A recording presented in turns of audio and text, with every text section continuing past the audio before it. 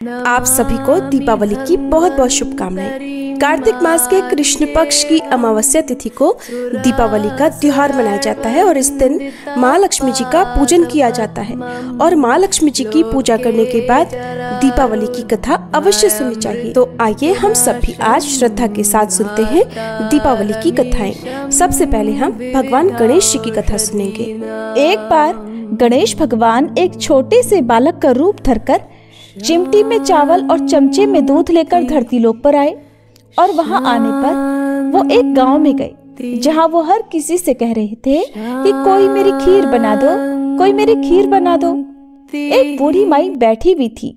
उन्होंने कहा, ला मैं बना दूं। अब वह छोटा सा बर्तन चूल्हे पर चढ़ाने लगी। तब गणेश जी ने कहा, दादी माँ छोटी सी भगोनी मत चढ़ाओ, आपके घर में तो जो सबसे बड़ा वाला बर्तन हो ना वही चढ़ा दो। बूढ़ी माई ने बालक का मन रखने के लिए वही किया। वह घर के भीतर गई और घर का सबसे बड़ा भगोना लाकर चूल्हे पर चढ़ा दिया। वह देखती रह गई कि उसमें जो थोड़े से चावल उस बड़े बर्तन में उन्होंने डाले थे वो तो पूरा का पूरा भर गया। अब गणेश जी ने कहा, दादी माँ मैं नहाकर आता हूँ, तब तक खीर तैयार हो जाएगी। खीर तैयार हो गई तो बूढ़ी माई के पोते पोती खीर खाने के लिए रोने लगे। बूढ़ी माई जब भी कुछ बनाती तो बिना गणेश भगवान को भोग लगाए कुछ नहीं खाती, न ही किसी और को खाने देती थी। तब उन्होंने मन ही मन कहा, गणेश जी तेरे भोग लगे। ऐसा कहकर उन्होंने चूल्हे में थोड़ी सी खीर डाली और कटोरी भरकर खीर बच्चों को दे दी। बूढ़ी माई की पड़ोसन ऊपर से देख रही थी तो बूढ़ी माई ने सोचा, ये तो उस बालक से चुगली कर देगी। तो एक कटोरा भरकर उन्होंने उस पड़ोसन को भी पकड़ा दिया। बूढ़ी माई की बहू ने चुपके से एक कटोरा खीर खाया और कटोरा चक्की के नीचे छुपा दिया। अभी भी गणेश जी नहीं आए थे। बूढ़ी माई को भी भूख लग रही थी तो उन्होंने भी एक कटोरा खीर का भरकर किवाड़ के पीछे बैठकर एक बार फिर कहा, गणेश जी आपको भूख लगे। ऐसा कहकर भोजन करना शुरू कर दिया और खीर भी खा ली। तब तक गणेश जी आ गए तो बूढ़ी माई ने कहा, अरे गणेशा खीर खा ले, मैं तो तेरी ही राह देख रही थी। गणेश जी ने कहा, दादी माँ मैंने तो पहले ही खीर खा ली। बूढ़ी माई ने कहा, खीर खा ली? अरे कब खाई? तू तो यहाँ था भी नहीं। गणेश जी ने कहा, जब तुम्हारे पोते पोती ने खीर खाई तब खाई थी, जब तुम्हारी पड़ोसन ने खाई तब खाई, और जब तुम्हारी बहू ने खाई तब भी मैंने खाई। अब तुमने खाई तो मेरा तो पूरा पेट ही भर गया। बूढ़ी माई ने कहा, बेटा और सारी बात तो सच है, पर बहू बिचारी का नाम मत लो, वो तो सुबह से काम में लगी हुई है, फिर भला उसने खीर कब खाई? तब गणेश जी ने कहा, अरे दादी चक्की के नीचे देखो तो झूठा कटोरा पड़ा है और तुमने तो मुझे भोग लगाया, लेकिन तुम्हारी बहू तो वैसे ही खा गई। बूढ़ी माई ने कहा, अच्छा बेटा घर की बात है, घर में ही रहने दो। अब बताओ तो जरा ये बची हुई खीर का मैं क्या करूं? तो गणेश जी ने कहा, नगरी जिमा दो पूरी। तो बूढ़ी दादी ने पूरी नगरी जिमा दी, फिर भी खीर का बर्तन पूरा भरा ही था। जब ये बात राजा को पता चली तो बूढ़ी दादी को बुलाया और पूछा, क्यों रे बुढ़िया, ऐसा बर्तन तेरे घर पर अच्छा लगे या हमारे घर पर सोवे? तो बूढ़ी दादी ने कहा, राजा जी आप ले लो। राजा ने खीर का बर्तन महल में मंगवा लिया और लाते ही जब उसमें से खीर मांगी तो खीर की जगह पर कीड़े मकोड़े बिच्छू कंछले हो गए और उसमें से दुर्गंध आने लगी।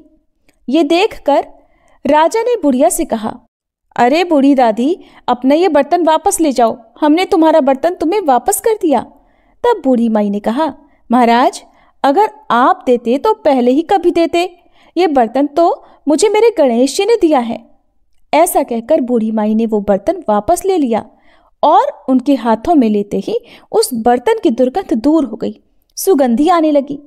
घर आकर बूढ़ी दादी ने गणेश जी से कहा, अब बताओ बची हुई खीर का क्या करें? तब गणेश जी ने कहा, करना क्या है बूढ़ी दादी, झोपड़ी के कोने में गड्ढा खोदकर गाड़ दो, उसी जगह सुबह उठकर वापस खोदोगी तो धन के 2 मटके मिलेंगे। ऐसा कहने के बाद गणेश भगवान वहीं अंतर ध्यान हो गए। जाते समय झोपड़ी के लात मारते हुए गए तो झोपड़ी की जगह पर महल हो गया। सुबह बहू ने फावड़ा लेकर पूरे घर को खोद दिया। जो कुछ भी नहीं मिला तब बहू ने कहा, सासू जी थारो गणेश जी तो झूठो है। सासू ने कहा, बहू मारो गणेश झूठो नहीं है, ला मैं देखूं। ऐसा कहकर वह सुई लेकर खोजने लगी। जब वह सुई से खोद रही थी तो टन टन करते 2 धन के मटके निकल आए। अब की बहुरानी बोली, सासू जी गणेश जी तो साचो ही हैं। सास ने कहा, अरे बहुरानी गणेश जी तो भावनाओं के भूखे हैं। हे गणेश जी भगवान, जैसा आपने बूढ़ी दादी को दिया वैसा सबको देना। विनायक जी की कहानी कहने वाले, हुंकार भरने वाले और आसपास के सुनने वाले सबको देना। बोलो गणपति महाराज की जय। माता लक्ष्मी जी की कथा। एक बार की बात है, एक बूढ़े ब्राह्मण देवता थे। वह रोज पीपल को जल से सींचा करते। पीपल में से रोज एक लड़की निकला करती और कहती, पिताजी मैं आपके साथ चलूंगी। ये सुनते सुनते ब्राह्मण देवता दिन पर दिन कमजोर होने लगे। तो एक दिन ब्राह्मणी ने पूछा कि क्या बात है। बूढ़े ब्राह्मण ने कहा कि पीपल से एक लड़की निकलती है और कहती है कि वो भी मेरे साथ चलेगी। ब्राह्मणी बोली कि तो ठीक है, कल ले आना उस लड़की को। जहाँ 6 लड़कियां पहले से ही हमारे घर में हैं, वहाँ 7वीं लड़की और सही। और फिर अगले दिन बूढ़े ब्राह्मण देवता उस लड़की को अपने घर पर ले आए। घर लाने के बाद वह ब्राह्मण देवता गांव में आटा मांगने गए तो उन्हें पहले दिनों की अपेक्षा आज ज़्यादा आटा मिला। जब ब्राह्मणी वह आटा छानने लगी तो लड़की ने कहा कि लाइए माँ जी, मैं आटा छान देती हूँ। जब वह लड़की आटा छानने बैठी तो परात भर गई। उसके बाद माँ खाना बनाने जाने लगी तो लड़की बोली, माँ जी आज रसोई में मैं जाऊंगी। तो ब्राह्मणी बोली, ना तेरे हाथ चल जाएंगे। लेकिन वह लड़की नहीं मानी और वह रसोई में खाना बनाने चली गई। तो उसने तरह तरह के 3600 व्यंजन झटपट बना डाले और आज तो सभी ने भरपेट भोजन किया। इससे पहले तो वह ब्राह्मण देवता और उनकी पत्नी और वे 6 लड़कियां भूखे ही रहा करते थे। रात हुई तो ब्राह्मणी का भाई आया और कहने लगा कि दीदी मैं तो भोजन करूंगा। ब्राह्मणी परेशान हो गई कि अब इनके लिए रात में भोजन कहाँ से लाएं। तो लड़की ने पूछा कि माँ जी क्या बात है, आप इतनी परेशान क्यों लग रही हैं। तो ब्राह्मणी ने कहा, क्या बताऊं बेटी, तेरा मामा आया है। वह कह रहा है कि भोजन करेगा, लेकिन भोजन तो हम सब ने कर लिया। अब उसके लिए मैं रोटियां कहाँ से लाऊंगी। लड़की बोली, माँ जी बस इतनी सी बात है, आप परेशान मत होइए, मैं बना दूंगी। ऐसा कहकर वह रसोई में गई और मामा के लिए देखते ही देखते झटपट 3600 व्यंजन बना दिए। अब तो मामा ने भरपेट भोजन किया और कहा कि ऐसा भोजन इससे पहले उसने कभी नहीं किया है। ब्राह्मणी ने कहा कि भाई तेरी पावनी भांजी है, उसी ने बनाया है। शाम हुई तो लड़की बोली, माँ चौका लगाकर चौके का दिया जला देना, आज मैं कोठे में सोऊंगी। ब्राह्मणी बोली, ना बेटी तू तो डर जाएगी, वहाँ मत सोना। लेकिन लड़की बोली, ना माँ जी मैं नहीं डरूंगी, मैं अंदर कोठे में ही सोऊंगी। कहकर वह रात होने पर कोठे में ही जाकर सो गई। आधी रात को वह लड़की उठी और चारों ओर आंख घुमाई तो देखा धन ही धन था। इसके बाद वह कोठे से बाहर जाने लगी तो वह ब्राह्मण देवता सो रहे थे। उन्होंने उसे जाते देखा तो पूछने लगे, बेटी आधी रात को तू कहाँ चली। तो लड़की कहने लगी, पिताजी मैं तो आपकी दरिद्रता दूर करने आई थी, अगर आपको दूर करवानी है तो करवा लो। अब लड़की ने बूढ़े ब्राह्मण देवता के घर में भी आंख से देखा तो चारों ओर धन ही धन हो गया और लड़की चली गई। सुबह सवेरे जब सब उठे तो लड़की को ना पाकर उसे ढूंढने लगे कि पावनी बेटी न जाने कहाँ चली गई। तब ब्राह्मण देवता कहने लगे, वो तो लक्ष्मी माता थी जो तुम्हारे साथ मेरी दरिद्रता भी दूर कर गई। हे लक्ष्मी माता, जैसे आपने उनकी दरिद्रता दूर करी वैसे ही सबकी करना। इस कथा को कहते सुनते हुंकारा भरते सभी के घर धन के भंडार भरना। प्रेम से बोलिए लक्ष्मी माता की जय। लक्ष्मी माता की एक और अन्य कथा के अनुसार प्राचीन समय की बात है। एक गांव में एक गरीब ब्राह्मण रहा करता था। वह नियमित रूप से श्री विष्णु भगवान का पूजन करता था। उसकी भक्ति से प्रसन्न होकर एक बार भगवान विष्णु ने उसे दर्शन दिए और मनोवांछित वर मांगने को कहा। तब ब्राह्मण ने लक्ष्मी जी का निवास अपने घर में हो ऐसी इच्छा प्रकट की, जिसे सुनकर भगवान विष्णु ने लक्ष्मी जी की प्राप्ति का मार्ग सरल ब्राह्मण देवता को बता दिया। भगवान विष्णु ने कहा कि देखो, मंदिर के सामने एक स्त्री आती है जो यहाँ आकर रोज उपले थापती है। तुम उसे अपने घर आने का आमंत्रण दे देना। वह स्त्री ही देवी लक्ष्मी है और देवी लक्ष्मी जी के तुम्हारे घर आने के बाद तुम्हारा घर धन धान्य से भर जाएगा। ऐसा कहकर श्री विष्णु जी अंतर्ध्यान हो गए। अगले दिन सुबह 4 बजे ही वह ब्राह्मण मंदिर की सीढ़ियों पर बैठ गया। लक्ष्मी जी भी उपले थापने के लिए आई तो ब्राह्मण ने उनसे अपने घर आने का निवेदन किया। ब्राह्मण देवता की बात सुनकर लक्ष्मी जी समझ गई कि यह सब कुछ श्री विष्णु जी के ही कहने से हुआ है। तब लक्ष्मी जी ने ब्राह्मण देवता से कहा, तुम महालक्ष्मी व्रत करो और रात को चंद्रमा को अर्घ देने से तुम्हारा मनोरथ पूर्ण हो जाएगा। तब ब्राह्मण देवता ने देवी के कहे अनुसार व्रत और पूजन किया और देवी को उत्तर दिशा की ओर मुंह करके पुकारा, जिससे देवी लक्ष्मी जी ब्राह्मण देवता पर प्रसन्न हो गई और उन्होंने अपना वचन पूर्ण किया। और देवी लक्ष्मी जी की कृपा से ब्राह्मण देवता के घर में अन्न और धन के भंडार भर गए। एक बार एक गांव में एक साहूकार था। उसकी बेटी प्रतिदिन पीपल पर जल चढ़ाने जाया करती थी। जिस पीपल के पेड़ पर वह जल चढ़ाती थी, उसी पेड़ पर लक्ष्मी जी का वास था। एक दिन देवी लक्ष्मी जी ने साहूकार की बेटी से कहा, मैं तुम्हारी मित्र बनना चाहती हूँ। लड़की ने कहा कि मैं अपने पिता से पूछकर बताऊंगी।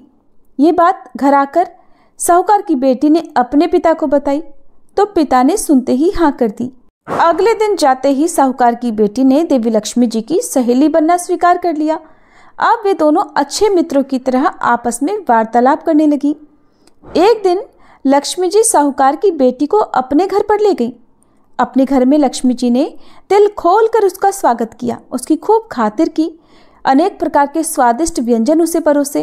खूब खातिरदारी के बाद जब साहूकार की बेटी वापस लौटने लगी, तब लक्ष्मी जी ने प्रश्न किया कि सखी, अब तुम मुझे कब अपने घर बुलाओगी? तब साहूकार की बेटी ने लक्ष्मी जी को अपने घर पर आने का निमंत्रण दे दिया। अब साहूकार की बेटी ने निमंत्रण तो दे दिया, लेकिन अपने घर की आर्थिक स्थिति को देखकर वह बहुत उदास हो गई। उसे डर लगने लगा कि क्या वह लक्ष्मी जी का अच्छे से स्वागत कर पाएगी, क्या उन्हीं की तरह उन्हें भोजन परोस पाएगी। सोच सोच कर साहूकार की बेटी उदास हो गई। साहूकार ने अपनी बेटी को उदास देखा तो वह समझ गया। फिर उसने अपनी बेटी को समझाया कि बेटी, तू फौरन मिट्टी से चौका लगाकर साफ सफाई कर, 4 बत्ती के मुख वाला दिया जला और लक्ष्मी जी का नाम लेकर बैठ जा। ठीक उसी समय एक चील किसी रानी का नौलखा हार लेकर उसके पास डाल गई। साहूकार की बेटी ने उस हार को बेचकर सोने की चौकी, थाल और भोजन की तैयारी की। थोड़ी ही देर में श्री गणेश जी के साथ लक्ष्मी जी उसके घर पर आ गई।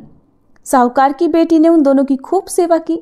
उसकी खातिर से लक्ष्मी जी बहुत प्रसन्न हुई और फिर लक्ष्मी जी की कृपा से साहूकार बहुत अमीर व्यक्ति बन गया। दूसरी कथा के अनुसार एक बार की बात है, एक राजा ने लकड़हारे को प्रसन्न होकर उसे चंदन की लकड़ी का जंगल उपहार स्वरूप दे दिया। लेकिन लकड़हारा तो ठहरा लकड़हारा, भला उसे चंदन की लकड़ी का महत्व क्या पता। वो तो साधारण लकड़ियों की तरह जंगल से चंदन की लकड़ियां लाकर उन्हें भी जलाकर भोजन बनाने के लिए प्रयोग में लाता था। राजा को अपने गुप्तचरों से ये बात पता चली तो उसकी समझ में आ गया कि धन का उपयोग तो केवल बुद्धिमान व्यक्ति ही कर पाता है। यही कारण है कि लक्ष्मी जी और श्री गणेश जी की एक साथ पूजा की जाती है, ताकि व्यक्ति को धन के साथ साथ उसे प्रयोग करने की योग्यता भी आ जाए। धार्मिक ग्रंथ रामायण में कहा गया है कि जब 14 वर्ष का वनवास काट कर श्री राम लंका नरेश रावण का वध कर वापस अयोध्या आए थे, तो उन्हीं के वापस आने की खुशी में समस्त अयोध्या वासियों ने अयोध्या को दीपों से सजाया था। अपने भगवान के वापस आने की खुशी में पूरी अयोध्या नगरी दीपों की रोशनी में जगमगा उठी थी।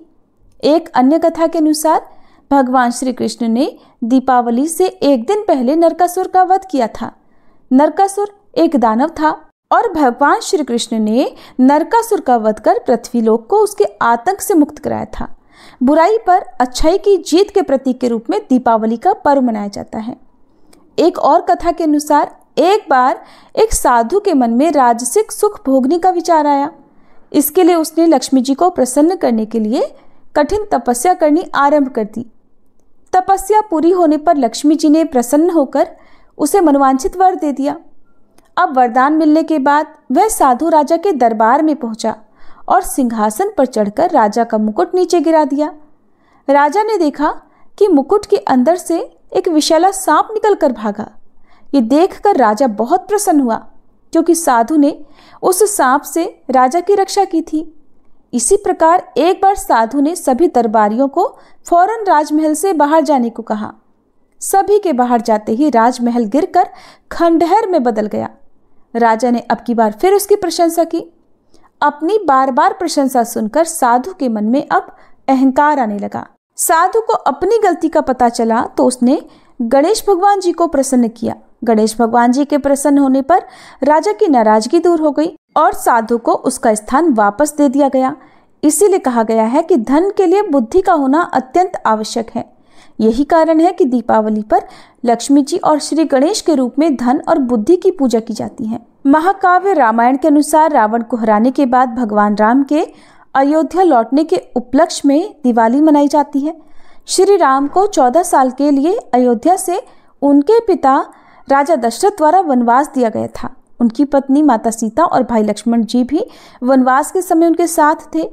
तीनों ने 14 साल तक जंगल में भटकते हुए तरह तरह की चुनौतियों का सामना किया। वनवास के दौरान लंका के राजा रावण ने माता सीता का अपहरण कर लिया था। एक दिन जब माता सीता कुटिया में अकेली थी, तब रावण ने संत का रूप धारण करके छल से उनका अपहरण कर लिया।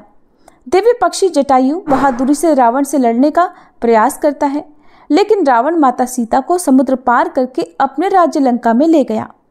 श्री राम वानरों के राजा सुग्रीव और सेनापति हनुमान जी की मदद से लंका तक पहुंचने के लिए समुद्र पर पत्थरों का एक पुल बनाते हैं। पत्थरों को उछाल का वरदान प्राप्त है, इसलिए वे पानी में डूबते नहीं। एक लंबी लड़ाई के बाद श्री राम ने रावण को हराया और माता सीता को उसकी कैद से मुक्त कराया। जब उनका वनवास समाप्त हुआ, तब श्री राम, सीता जी और लक्ष्मण जी अपने राज्य अयोध्या वापस लौट आए। अयोध्या के लोगों ने उनके स्वागत के लिए खूब दिए जलाए, अपने घरों को सजाया। भगवान राम की अयोध्या वापसी अच्छाई की जीत का प्रतीक है, इसलिए हम रोशनी का त्योहार दीपावली मनाते हैं। ये बुराई पर अच्छाई और अंधकार पर प्रकाश की जीत का प्रतीक है। इन कथाओं के साथ यदि अमावस माता की कथा सुनी जाए, तभी कथाओं को सुनने का पूरा पुण्य प्राप्त होता है, क्योंकि कार्तिक अमावस्या के दिन ही दीपावली का पर्व मनाया जाता है। इसलिए अब आप सभी सुनिए अमावस माता की कथा। प्राचीन कथा के अनुसार बहुत साल पहले की बात है। किसी गरीब ब्राह्मण परिवार में पति, पत्नी और उनकी एक पुत्री रहा करते थे। सारा परिवार भगवान की भक्ति में लीन रहता था। उनकी पुत्री सुंदर, संस्कारी और गुणवान थी।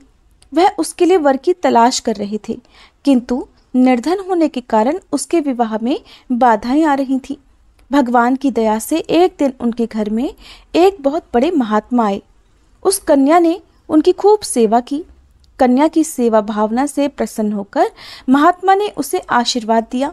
तब उस लड़की के पिता ने कहा कि महात्मा जी, हम बहुत समय से अपनी पुत्री के विवाह के लिए वर की तलाश कर रहे हैं, मगर हमारी निर्धनता के कारण हर बार बात बनते बनते रह जाती है। कृपया बताइए, हमारी पुत्री के हाथ पीले कब होंगे? महात्मा जी ने उस लड़की का हाथ देखा तो बोले, इस लड़की के हाथ में तो विवाह की रेखा ही नहीं है। ये बात सुनते ही ब्राह्मण तो बड़े उदास हो गए और फिर बोले, क्षमा करना महात्मा जी, मैं आपके कहने का अर्थ नहीं समझ पाया। महात्मा जी ने फिर कहा कि तुम्हारी पुत्री के भाग्य में विवाह सुख ही नहीं लिखा है। महात्मा जी के मुख से ऐसे वचन सुनकर वह ब्राह्मण दंपति रोते रोते महात्मा जी के चरणों में गिर गए और उनसे इस समस्या का समाधान बताने के लिए विनती करने लगे। तब महात्मा जी ने उन्हें अपने चरणों से उठाया और बोले कि पास के ही एक गांव में सोना नाम की धोबिन जाति की पतिव्रता महिला अपने पति, बेटे और बहू के साथ रहती है। वह एक महान पतिव्रता स्त्री है। यदि आपकी पुत्री उसे अपनी सेवा से प्रसन्न कर ले और आशीर्वाद स्वरूप उसकी मांग का सिंदूर उससे ले ले, तभी इस लड़की का विवाह संभव है। ऐसा करने से इसे अमोघ सुहाग भाग की प्राप्ति भी होगी। मगर ध्यान रहे, वह पतिव्रता महिला कहीं भी आती जाती नहीं है। महात्मा जी ब्राह्मण दंपत्ति के घर से विदा हो गए। अब भोर होते ही ब्राह्मणी ने अपनी पुत्री को सोना धोबिन की सेवा करने के लिए भेज दिया। लड़की पूरे दिल से सोना धोबिन के घर की साफ सफाई और बाकी घर के काम भी उनके उठने से पहले ही करके अपने घर वापस लौट आती थी। ये क्रम बहुत दिन तक ऐसे ही चलता रहा। एक दिन सोना धोबिन अपनी बहू को शाबाशी देते हुए बोली कि बहू, तुम तो ब्रह्म मुहूर्त में ही उठकर घर का सारा कामकाज कर लेती हो और मुझे पता तक नहीं चलता। बहू बोली, माता जी, मैं तो सुबह देर से उठती हूँ, मुझे लगा घर के ये सारे काम आजकल आप किया करती हैं। जानकर सोना धोबिन को बड़ी हैरानी हुई। उसने सोचा कि आखिरकार उनके घर का ये सारा काम कौन करके चला जाता है, इस बात का मुझे पता लगाना चाहिए। तब अगले दिन भोर होते ही सास बहू उठकर घर के एक कोने में छुपकर निगरानी करने लगे कि कौन है जो ब्रह्म मुहूर्त में ही घर का सारा काम करके चला जाता है। उधर अपने निर्धारित समय पर ब्राह्मण की पुत्री आई और मुख से भजन करते करते घर का सारा काम दिल से करने लगी। अपना काम पूरा होने पर जब वह वहां से जाने लगी तो सोना धोबिन ने उसे पकड़ लिया और उसके सामने आकर उससे पूछा कि तुम कौन हो बेटी, और इस तरह छुपकर मेरे घर का काम क्यों करती हो। ब्राह्मण की पुत्री ने उन्हें महात्मा के द्वारा कही हुई सारी बात बता दी। सोना धोबिन पतिव्रता होने के साथ साथ बहुत उदार दिल की भी थी। वह उस लड़की की सहायता के लिए तैयार हो गई। उस दिन अमावस्या थी और वह उस लड़की के साथ बिना अन्न जल ग्रहण किए उपवास रखकर उसके घर की ओर चल पड़ी। उसने सोचा रास्ते में कहीं पीपल का पेड़ मिलेगा तो उसे भंवरी देकर और उसकी परिक्रमा करके ही जल ग्रहण करेगी। लड़की के घर पहुंचकर सोना धोबिन ने जैसे ही अपनी मांग से सिंदूर उस कन्या की मांग में लगाया तो सोना धोबिन के पति के प्राण पखेरु उड़ गए। सोना धोबिन को ज्ञात हो गया कि अब उसके पति इस दुनिया में नहीं रहे। वह ब्राह्मण परिवार से विदा लेकर चल पड़ी। रास्ते में पीपल का पेड़ देखकर उसने ईंट के टुकड़ों से 108 बार भंवरी देकर 108 बार पीपल के पेड़ की परिक्रमा की। उसके बाद जल ग्रहण किया। तभी उसके पति की मृतदेह में प्राण लौट आए। इस प्रकार अमावस्या के दिन पीपल के पेड़ की पूजा करने और इस कथा को सुनने से सुहागिन महिलाओं का सुहाग अटल रहता है। सुहागिन महिलाओं को सभी प्रकार के मनोरथों की प्राप्ति होती है। जिनका विवाह नहीं हो रहा हो उन्हें मनोवांछित वर की भी प्राप्ति होती है। सभी अभीष्ट मनोरथों की पूर्ति होने के साथ साथ ऐसे भक्तों के घर में धन, अन्न, सुख समृद्धि के भंडार भी भरे रहते हैं। अमावस्या के दिन विवाह संबंधी परेशानियों के निवारण के लिए किसी धोबी परिवार को कुछ भेंट, दक्षिणा इत्यादि देने का भी विधान है। ये थी अमावस्या की व्रत कथा। श्री अष्टलक्ष्मी स्तोत्र का हिंदी में अर्थ। परम पूज्य गुरु जी श्री श्री पंडित रविशंकर जी ने इसकी व्याख्या बहुत ही सरल शब्दों में की है। जिस घर में भी नित्य प्रति माँ लक्ष्मी जी के 8 स्वरूपों का ध्यान और स्मरण किया जाता है उस घर में कभी धन धान्य की कमी नहीं रहती। माँ लक्ष्मी के ये 8 स्वरूप हैं: आद्य लक्ष्मी, धन लक्ष्मी, विद्या लक्ष्मी, धान्य लक्ष्मी, धैर्य लक्ष्मी, संतान लक्ष्मी, विजय लक्ष्मी और गज लक्ष्मी। सुमनस वंदित सुंदरी माधवी चंद्र सहोदरी हेममये मुनिगण वंदित मोक्ष प्रदायिनी मंजुल भाषिणी वेदनुते पंकजवासनि देव सुपूजित सद्गुण वर्षिणी शांतियुते। जय जय जय हे मधुसूदन कामिनी आद्य लक्ष्मी परिपालय माम। अर्थात देवी, आप सभी भले मनुष्यों के द्वारा वंदित सुंदरी माधवी अर्थात माधव की पत्नी, चंद्र की बहन, स्वर्ण अर्थात सोने की मूर्त रूप, मुनिगणों से घिरी हुई, मोक्ष देने वाली, मृदु और मधुर शब्द कहने वाली, वेदों के द्वारा प्रशंसित हो, कमल के पुष्प में निवास करने वाली और सभी देवों के द्वारा पूजित, अपने भक्तों पर सद्गुणों की वर्षा करने वाली, शांति से परिपूर्ण और मधुसूदन के प्रिय हे देवी आदि लक्ष्मी, आपकी जय हो, आप मेरा पालन करो। धिम धिमि धिन धिमि धिन धिमि दिन धिमि दुन्दुभुनाद सुपूर्णमये घुम घुम घुम घुम घुम घुम घुम घुम शङ्खनिनाद सुवाद्यनुते वेद पुराण इतिहास सुपूजित वैदिक मार्ग प्रदर्शयुते जय जय हे मधुसूदन कामिनी धन लक्ष्मी रूपेण पालय माम। अर्थात दुंदुभि अर्थात ढोल के धीमी धीमी स्वर से आप परिपूर्ण हो। घूम घूम घुम घुम की ध्वनि करते हुए शंखनाद से आपकी पूजा होती है। वेद पुराण और इतिहास के द्वारा पूजित देवी आप भक्तों को वैदिक मार्ग दिखाती हो। मधुसूदन की प्रिय हे देवी विद्यालक्ष्मी आपकी जय हो, आप मेरा पालन करो। प्रणत सुरेश्वर भारती भार्गवी शोक विनाशिनी रत्नमये मणिमय भूषित कर्ण विभूषण शांति समावृत हास्य मुखे नवनिधिदायनि कलिमल हारिणि कामित फल प्रद हस्तयुते जय जय हे मधुसूदन कामिनी विद्यालक्ष्मी सदा पालय माम।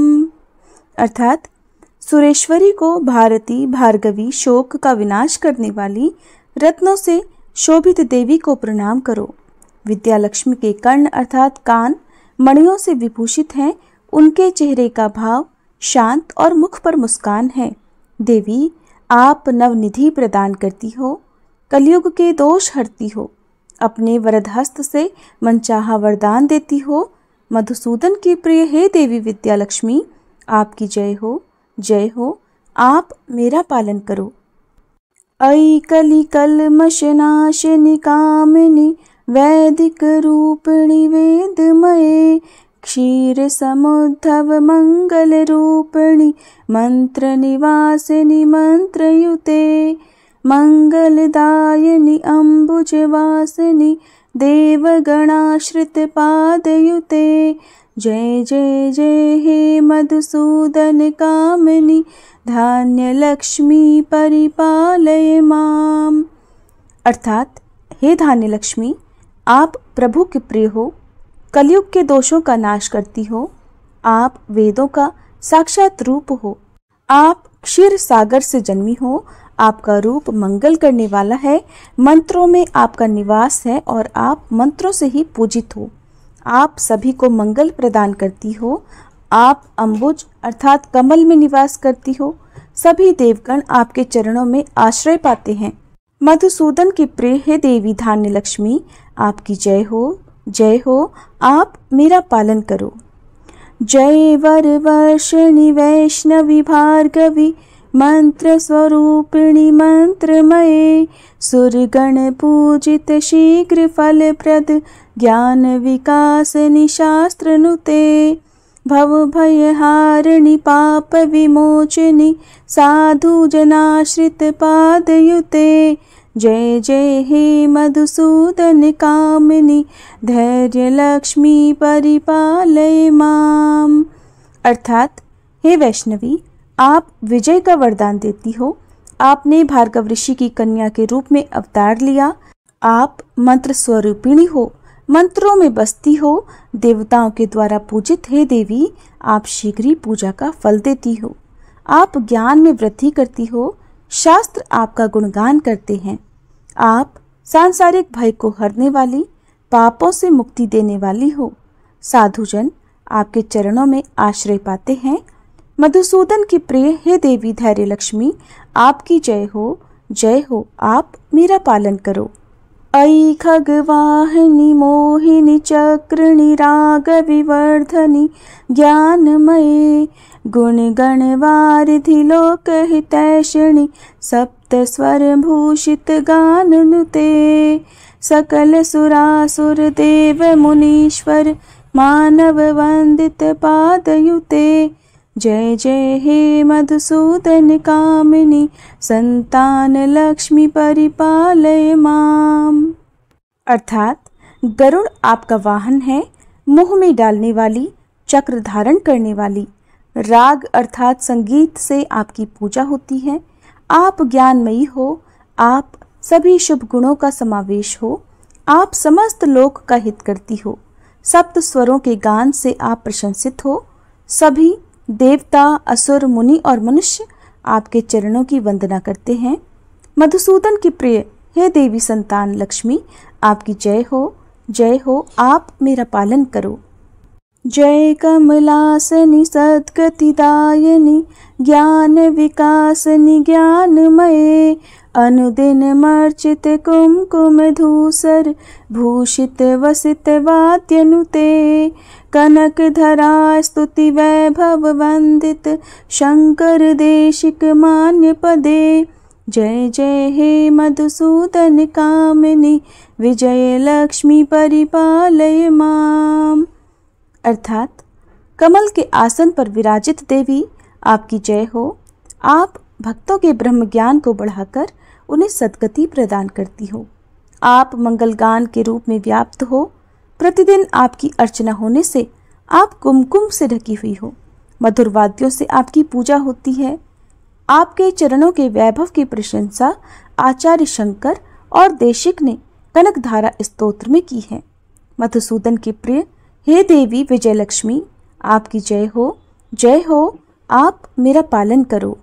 जय जय दुर्गति नाशिनी कामिनी, सर्व फल प्रद शास्त्रमये, रथ गज तुरग पदाति समावृत, परिजन मंडित लोकनुते, हरि हरि ब्रह्म सुपूजित सेवित, ताप निवारणि पादयुते।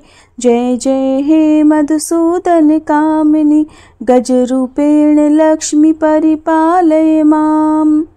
अर्थात हे दुर्गति का नाश करने वाली विष्णुप्रिया, सभी प्रकार के वर देने वाली, शास्त्रों में निवास करने वाली देवी, आपकी जय जयकार हो। आप रथों, हाथी, घोड़ों और सेनाओं से घिरी हुई हो। सभी लोकों में आप पूजित हो। आप हरि, हर और ब्रह्मा जी के द्वारा पूजित हो। आपके चरणों में आकर सभी कष्ट समाप्त हो जाते हैं। मधुसूदन की प्रिय हे देवी गजलक्ष्मी, आपकी जय हो, आप मेरा पालन करो। श्री अष्टलक्ष्मी स्तोत्र समाप्त हुआ। श्री लक्ष्मी चालीसा पाठ। मातु लक्ष्मी करी कृपा, करो हृदय में वास, मनोकामना सिद्ध कर पुरवहु मेरी आस। सिंधु सुता विष्णु प्रिय, नत शिर बारंबार, रिद्धि सिद्धि मंगल प्रदे, नत शिर बारंबार। यही मोर अरदास, हाथ जोड़ विनती करूं, सब विधि करो सुवास, जय जननी जगदम्बिका। सिंधु सुता में सुमिरो तो ही, ज्ञान बुद्धि विद्या दो मोही, तुम समान नहीं कोई उपकारी, सब विधि पुरवहु आस हमारी। जय जय जगत जननी जगदम्बा, सबके तुम ही हो स्वलंबा, तुम ही हो घट घट के वासी, विनती यही हमारी खासी। जग जननी जय सिंधु कुमारी, दीनन की तुम हो हितकारी, विनयो नित्य तुम्ही महारानी, कृपा करो जग जननी भवानी। ये ही विधि स्तुति करो तिहारी, सुधि लीजे अपराध बिसारी, कृपा दृष्टि चित वो मम ओरी, जगत जननी विनती सुन मोरी। ज्ञान बुद्धि जय सुख की दाता, संकट हरो हमारी माता, क्षीर सिंधु जब विष्णु मथायो, 14 रत्न सिंधु में पायो। 14 रत्न में तुम सुख राशि, सेवा कियो प्रभु ही बनदासी। जब जब जन्म जहाँ प्रभु लीन्हा, रूप बदलतः सेवा कीन्हा। स्वयं विष्णु जब नर तनु धारा, लीनेहु अवधपुरी अवतारा। तब तुम प्रकट जनकपुर माही, सेवा कियो हृदय पुलकाही। अपनायो तो ही अंतर्यामी, विश्व विदित त्रिभुवन की स्वामी। तुम सब प्रबल शक्ति नहीं आनी, कह तक महिमा कहो बखानी। मन क्रम वचन करे सेवकाई, मन इच्छित वांछित फल पाई। तज छल कपट और चतुराई, पूजहि विविध भांति मन लाई। और हाल में कहो बुझाई, जो यह पाठ करे मन लाई। ताको कोई कष्ट न होई, मन इच्छित फल पावे फल सोई। त्राही त्राही जय दुख निवारणी, त्रिविध ताप भव बंधन हारिणी। जो यह चालीसा पढ़े और पढ़ावे, इसे ध्यान लगा कर सुने सुनावे। ताको कोई न रोग सतावे, पुत्र आदि धन संपत्ति पावे। पुत्रहीन और संपत्तिहीना, अंधा बधिर कोढ़ी अति दीना। विप्र बुलाए के पाठ करावे, शंका दिल में कभी ना लावे। पाठ करावे दिन चालीसा, तापर कृपा करे गौरी सा। सुख संपत्ति बहुत सी पावे, कमी नहीं काहू की आवे। 12 मास करे जो पूजा, ते ही समधन्य और नहीं दूजा। प्रतिदिन पाठ करे मन माही, उन सम कोई जग में नाही। बहुविधि क्या में करो बढ़ाई, ले परीक्षा ध्यान लगाई। करी विश्वास करे व्रत नेमा, होई सिद्ध उपजय और प्रेमा। जय जय जय लक्ष्मी महारानी, सब में व्यापित जो गुण खानी। तुम्हरो तेज प्रबल जग माही, तुम सम को दयाल को नाही। मोहि अनाथ की सुधि अब लीजे, संकट काटी भक्ति मोहि दीजे। भूल चूक करी क्षमा हमारी, दर्शन दीजे दशा निहारी। बिन दर्शन व्याकुल अधिकारी, तुम ही अक्षत दुख सहते भारी। नहीं मोहि ज्ञान बुद्धि है तन में, सब जानत हो अपने मन में। रूप चतुर्भुज करके धारण, कष्ट मोर अब करहु निवारण। कहीं प्रकार में करो बढ़ाई, ज्ञान बुद्धि मोहि नाहि अधिकाई। रामदास अब कहाई पुकारी, करो दूर तुम विपत्ति हमारी। त्राही त्राही दुखारिणी, हरो बेगी सब त्रास। जयति जयति जय लक्ष्मी, करो शत्रुन का नाश। रामदास हरि ध्यान नित, विनय करत कर जोर। मातु लक्ष्मी दास पर, करहु दया की कोर। इति लक्ष्मी चालीसा संपूर्णम। माँ लक्ष्मी जी की आरती। ओम जय लक्ष्मी माता, मैया जय लक्ष्मी माता। तुमको निश दिन सेवत, मैया जी को निश दिन सेवत। हर विष्णु विधाता, ओम जय लक्ष्मी माता। उमा रमा ब्रह्माणी, तुम ही जग माता। मैया तुम ही जग माता। सूर्य चंद्रमा ध्यावत, नारद ऋषि गाता। ओम जय लक्ष्मी माता। दुर्गा रूप निरंजनी, सुख संपत्ति दाता। मैया सुख संपत्ति दाता। जो कोई तुमको ध्याता, रिद्धि सिद्धि धन पाता। ओम जय लक्ष्मी माता। तुम पाताल निवासनी, तुम ही शुभ दाता। मैया तुम ही शुभ दाता। कर्म प्रभाव प्रकाशनी, भवनिधि की त्राता। ओम जय लक्ष्मी माता। जिस घर तुम रहती, सब सद्गुण आता। मैया सब सद्गुण आता। सब संभव हो जाता, मन नहीं घबराता। ओम जय लक्ष्मी माता। तुम बिन यज्ञ न होते, वस्त्र न कोई पाता। मैया वस्त्र न कोई पाता। खान पान का वैभव, सब तुमसे आता। ओम जय लक्ष्मी माता। शुभ गुण मंदिर सुंदर क्षीरोदधि जाता, मैया क्षीरोदधि जाता। रत्न चतुर्दश तुम बिन कोई नहीं पाता, ओम जय लक्ष्मी माता।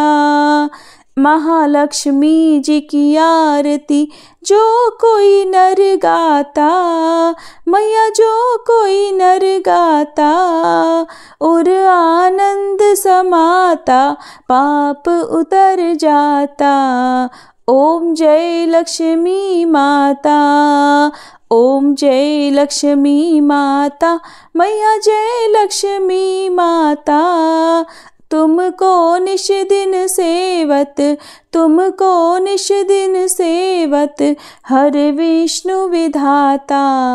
ओम जय लक्ष्मी माता, मैया जय लक्ष्मी माता।